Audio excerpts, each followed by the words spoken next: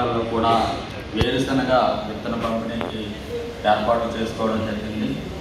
అలాగే పచ్చిరొట్ట విత్తనాలకు కూడా పంపిణీకి ఏర్పాట్లు చేసుకోవడం జరిగింది.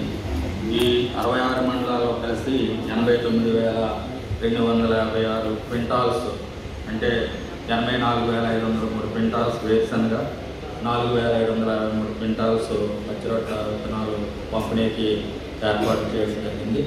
చిత్తూరు జిల్లాలో 23వ తారీఖు నుంచి ఇది పంపిణీ చేయడం జరుగుతుంది. ఇది విత్తన పంపిణీకి సంబంధించింది. అట్లాగే మెయిన్గా వ్యవసాయ శాఖకు సంబంధించి ఎరువుల పంపిణీ అనేటువంటిది చాలా ఇంపార్టెంట్. అందుకోసమని చెప్పి 3 జిల్లాలో ఇప్పటికే 88,368 టన్నుల ఎరువుల్ని నిల్వ చేయడం జరిగింది. అట్లాగే మట్టి నమూనాలు 10,360 మట్టి నమూనాలు తీయడకు ప్రణాళిక కూడా రూపొందించుకోవడం జరిగింది.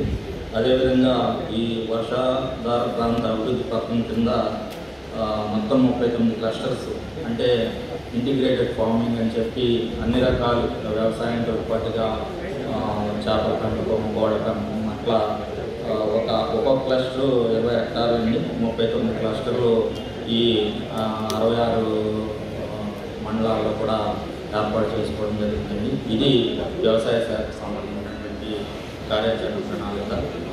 Thank you very much sir. ఏమన్నా సందేహాలు ఉంటే అడగాల్సిన వ్యవసాయ ప్రణాళిక ఖరీఫ్ చిత్తూరు జిల్లాలో 23వ తారీఖు నుంచి